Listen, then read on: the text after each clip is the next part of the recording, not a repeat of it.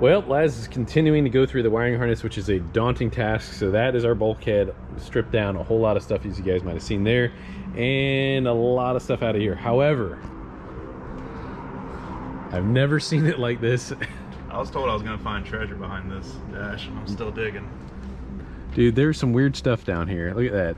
Just you gotta pull half the dash apart to get to like some random fuses. Brilliant engineers there. I think these came from Radio Shack. Yeah. No, I know my dad had a whole lot of different things going on there. So I know that he ran a Vericrom, which was like kind of early G meter, so that you could accurately test quarter mile and so on and so forth. And I know that it was a cigarette lighter plug-in, so he did that, as well as radar detector and a few other little odds and ends. Yeah, yeah. Look at that. Jeez, that's kind of like the sounds that thing makes. It's really kind of annoying after a while. It's like, you know, it's like really old. It's all good though. I was thinking about running at lunch and see if I can get anything in the pawn shop for this. I think we actually just threw away a couple radios that would probably be a vast improvement over that. Yeah, we did. But main thing is getting down to the PCM harness or ECM harness and getting that cleared out so we can get the new one in there, and then get the new mount and get the OBD2 plug up here and go with it. Dude, there's a lot of stuff. It's almost an intimidating amount of stuff. At least 90% of it's all the same screws. It's one good thing. But there is like, go look at that top bolt in this part of the dash. Right here, yeah. Like where it's busted out the plastic. Oh, yeah. This one's busted out. Like I know some of this stuff in here was cut and trimmed to be able to put the computer here, but there definitely is some brittle GM plastic going on here. And luckily this thing was garage kept at low mileage. Yeah, I mean, dude, 1987, this is crazy. Coming up on 34 years old, and yeah, this guy top gets... right corner, it's 25,000 Yeah, miles. 25,000 miles. I kind of forgot the mileage. I was going to guess like 27,000 or something like that, but no, that is the legit mileage of this car, and I don't even know what he got it with, but he got it really, really, really low. I know it wasn't brand new, but it was, I think, maybe a year or something like that. So much easier to work on with the top off. Yeah, your big fella helps you get in here, in and out real nice and easy. So we're gonna have to do something with the shifter too. I was thinking about it last night. I mentioned that earlier to George. I'm totally like, different, yeah. Try to make this one work, or if we're gonna go switch it out again. Well, we also got to do something with the paddle shifts because we have the inputs to be able to use the paddle shifts. That's gonna be pretty neat. But that's something that we got to get planning on. Do you want steering wheel or do you want it just on a button? Button wouldn't be bad. That's easy. Kind of like a little toggle, kind of like we had done on Scotty's car would be pretty cool. You know, just a little, you know, positive and negative one would be awesome. Good direction. We're making some good progress though, but that's a lot right there, dude. And meanwhile, you've been working on some cylinder heads and stuff, so let's see what we got going on there, dude. I actually just walked by the bathroom. I saw Uncle Sam's cylinder heads. They look awesome. Oh yeah, just waiting on some valves. We have the legend, the C4. The Prom King. So as we had mentioned, that thing's got the epoxy filled bottom of the runner, well, basically to increase velocity. More than likely. They ported them out, then they raced it, then they ported them again, then they raced it, then they ported them again, and they were like, okay, it probably slowed down when this happened. Yeah. So then they went and probably built it back up. But you can see as this runner here has no epoxy left, so it's probably floating around in a Flowmaster somewhere, or God only knows. So we're gonna have to refill that and get it back to how it was. Well, that's actually better than we thought. I didn't realize it was. So 7 of 8 have held. Yeah, it's kind of weird how one, you know, who knows? Yeah, but it happened. But yeah, so all we gotta do is touch up some spots. Really sanded it down already, where it was kind of lifting up and peeling up from probably just like oil, making it kind of deform a little bit. But most of the sidewalls here where it would go, where it was built up for the push rod little clearance hole. Yeah, so guys, with the small block, if you're not familiar with the small block, the push rod goes right in there. You can see that side had been built up on both sides. They call these the Siamese runners, and basically, yeah, I mean, your port might be very large, but at the same time it has to get chopped down to go around that push rod, and that's something that we have to deal with. Yeah, and then also for instance, if you look way down in there in the front of the intake runner, you can see how it literally, this head bolt hole protrudes through both sides of each intake runner. It's pretty crazy. Yeah. She's bogged out. It was state of the art at the time, but now the LS stuff is vastly different. Now, it's a little harder to make the power, but we can definitely make really good power with this. So, I mean, I can appreciate what has been done with this old technology in order to really optimize it. It is a lot of work, and in some ways it's kind of going against what a lot of people are like, oh, just put a bigger cylinder head on there and, you know, it's going to flow more and all that. And that's a super common thing that we have said many, many times, and this is fact right here, that building this up, you're increasing the velocity. So you're decreasing the overall volume, but you're increasing velocity. And thus that's going to make more torque. And if you make more torque all the way through, that's going to translate into power. Fast. Yep. Yeah, that's pretty much exactly what we just said. They probably bogged it out a little too much here, and then it slowed down. So yeah, they're like, okay, well, we gotta have to go back and fix whatever we just did. And furthermore, the intake manifold matches up to that. And this has, you know, when we showed you guys a little earlier, these little additions right here so that it has an intake mating surface there. So, well, we're working on it, and dude, let's go take a look at Uncle Sam's heads, man. Those are really, really nice. So I see we didn't really go crazy. You know, this is pretty much what we had talked about. We just went in the pertinent areas, very small little adjustments here and there. I like it, man. Very minute, just kind of touched her up a little bit, got her. So the short side of the exhaust is what we were kind of talking about, was an area of where we felt we could certainly improve upon, but everything else it's a fantastic cylinder head. So even this, so guys, as we were talking about, you can go in and you can see the areas where the black is areas that are not touched, obviously, by the bit. Oh, I just got a little piece of carbon in there and marked it, but this area right here, I believe, was probably put there to keep velocity up, just like we were talking about on the other cylinder heads. I mean, this would be a conscious decision that it would have made in order to keep velocity up. But again, we have a blower that is cramming massive amounts of airflow through this thing. Yeah, we took the top side of the exhaust just raised it up just a little bit, just to get a little more volume, all that boost out of there. It's going in, it's got to come out, man. Yeah, we don't want it being constipated. Absolutely. Now, when we're talking about forced induction versus naturally aspirated, they have very different requirements and different needs. And when we have a blower that is forcing air down its throat, you can do different things, and especially in a different size motor. But you can do different things with a blower than what you can do with a naturally aspirated cylinder head. So typically we like to bring that exhaust ratio up a bit more, and that is exactly what we've done here. Guys, I wanted to take a minute here and break away from that and just tell you how awesome you are. So thank you guys so very much for supporting us, because we cannot do what we do without you guys' support. So thank you very much. You can check out some of our merch at our Fasterproms store.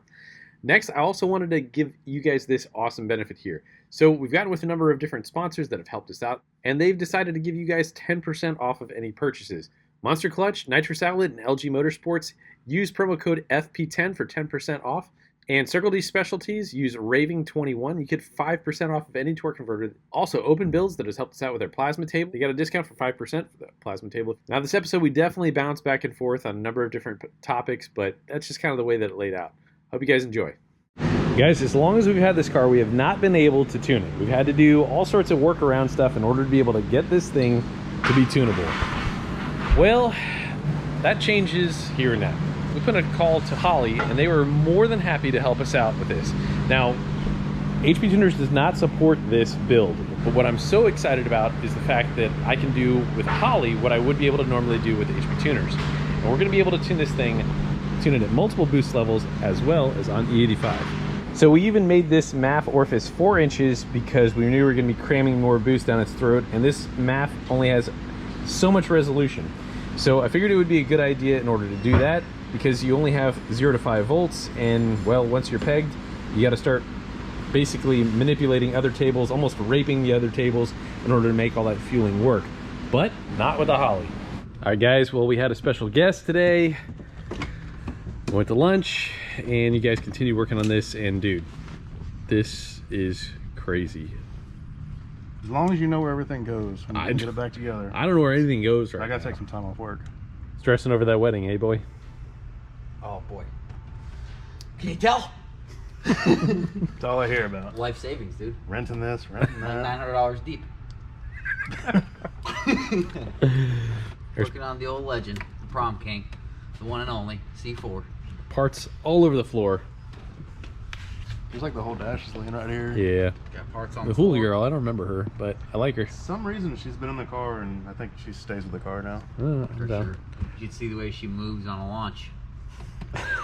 Get your blood flowing? 14 hours. A long 14 hours. We've got the dashboard out and the harness kind of figured out-ish a little bit. It's a little tricky. Come on, Yeah, let's do some talking here. I'm letting you tell my story. Go ahead. You're doing good. George has been over here the last 20 minutes. Last been here for like 13 and a half hours. 2 hours. We got a game plan. A lot of this is going to go away just like the stuff under the hood did. Basically, everything that was engine going back into here was gone and deleted. And this was some PCM stuff going out. We're going to get rid of all the wires for that. And then we'll lay in the new harness and get everything. I actually kind of want to get everything all hooked up and sensors working and everything before putting it back together. Which I don't know if you're ready for that. Oh yeah, let's do it. Well, that means motor in before dash. Yeah. That'd be ideal. Yeah. Just to get all the gauges and everything working like they're supposed to. We'll see what we can do. Are we keeping the AC? Is it a drag car yet? Let's keep the AC. For the longest time, you couldn't find where the hole was through the firewall or what?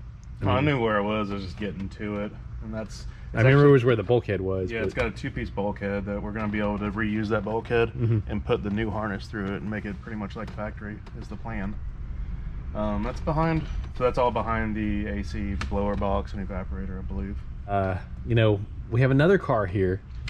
Yeah. I know this is. I know this is a lot. All right, so we have another car here that we're kicked around. We're like, maybe we should have done that one first, and I was like, well, no, we kind of need to do this one because it's, you know, this one is really, it's got a bigger part of Fasterproms, yeah. But on that same note, perhaps this other one might have been easier to get done faster. It just didn't happen that way. We'll see about that. George, you want to race? I don't know nothing about no Fords, man. As I had mentioned, we have got the Holley system for this Ford Crown Vic. We're gonna dive in real quick here, see all the parts of what we have. I can't wait to tell you some of the ideas of what I want to do with this thing. Dang, Les, is that gonna be you? Is he going to be able to do that, hopefully? Popping wheelies. Okay, we'll go. All right, so that is pretty sweet. We got our protective film. I know it looks like, oh, that's nice. Oh. That's a 6-inch screen right there, whatever it is. This is gonna be really sweet. Hey, we're gonna have like a working tachometer. This is crazy. That's Yeah, no kidding. 6.86 inches. Oh, 6.8. 6.8 Pro Dash. A game of inches. They even sent it the quick start guide. Heck yeah. We're gonna need that. All right, so this should be our wiring harness.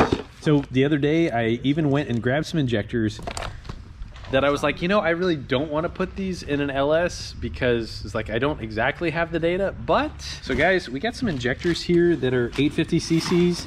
These were started life as a GTO injector. We've had them, we've modified them and had them reflowed. So these things now are right about, well, darn near 100 pound an hour injector. So we just need to do a fuel pump in this bad boy, and it's going to be bad. So is it going to self-learn? It does self-learn, okay, but it needs a little bit of massaging. There's a lot of stuff in there. George. Yowza. So that harness we actually don't use. This harness we are using. This is called an EV6, and this is an EV1. This is the old style fuel injector stuff from all the way back in, well, early 80s. There we have it. And this is the newer style one. This has been around since, at least on a GM, I want to say about 2005 Corvette. First one that I recall. We got a really big set of injectors. These are normally valued at somewhere about like 600 bucks. We're gonna have all the fuel for this Crown Vic. And so by doing this, we're gonna be able to go to E85. And this is a Holley Terminator X here. When we go, oh, it's the X Max, that's right. So the interesting thing with this here, check this idea out here, okay? I want to see if you guys get as excited as I do. Really excited. All right, so we can have a pump gas tune that's like 13 pounds of boost, da-da-da-da. Consider this, going on like, say, some sort of race week type thing, okay? You get 91 octane, all right? Right. Hey, you got E85, guess what? Automatically put E85 in there we've got flex fuel. And not only do you have flex fuel, it would automatically turn up the boost to like 21 pounds by itself. Wow. That's actually really cool. Impressive. You're not as excited as I am. Think about that. That would literally be like 150 horsepower gain just by a fuel change. Fuel in there. Literally putting the fuel in there, the ECM would recognize it and automatically take care of that. So I'm being able to do very similar stuff to what I can do to HP tuners, except we're able to do it on a Ford with a Holley Terminator X-Max. Ready to take this on yet or what? Oh, he's talking to us. I'm These so look like lost LS and plugs. confused. I know this is O2 bone. Look at weld that part in. Yeah, that part, we got that under. We've got a whole lot of stuff of what we're doing here with the Legend. It's going to be pretty much that type of teardown, I think, on the Crown Vic. Maybe not as bad and not as archaic. You know, we got 17-year separation there. Wiring do's and don'ts. Okay. You're good. Yeah, I'm good. Got it covered. Well, it looks like chaos. Really does. You got lots of stuff, but the harness is in there. Yeah, the rest of the harness is out here on the ground. I don't know if you can see it. But we got your pedal to put on here and you can tune it so it's ready to go. We can drive this thing. I don't believe you. I plugged in everything that I pulled from the engine and put back to the PCM, the factory PCM. I went through the last wires there. I had to cut like 4 more wires. I just need to trace those, see what signals they're gonna need out of this. I mean, we get all kinds of good stuff from this computer. Speed output, well, that's for the shifter. That's the fan controls. I probably got one going to fire the relay for the fans. You know, all kinds of good stuff. It's really nice how they labeled all that stuff. It's really clean. EFI connection, good job. Very good. Yeah, everything's laying out and fitting like it's supposed to too. We got plenty of room for the pedal to fit over Pedals here. fit over there, yep. We're gonna put the PCM kind of up in its factory location and get the fuse box down under here where it's accessible. Unlike some of these factory ones. All right, man. Well, I like the progress we're seeing. You can look in the engine bay where it comes out.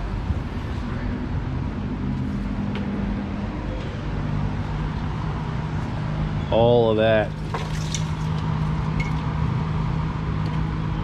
Yep, so I'm gonna get the other half of this bulkhead and open this up and flatten these wires out so they're gonna take up a lot of this space in here that I pulled stuff out of. Yeah. I should go through my factory. And for stuff that I got to trace, I went on the tool truck and bought a tone tracer. So I can actually just hook it to one end of the wire and come out here and figure out where it goes. So that should make life easier. Well, thanks for keeping us posted on this. We're going to get back to you and check out the progress as we go. Dang, boy! Thick! Big old girl. That is rather impressive. All right, takers real quick here. I'm going to say 160 pounds. Yeah, I'll go with 150.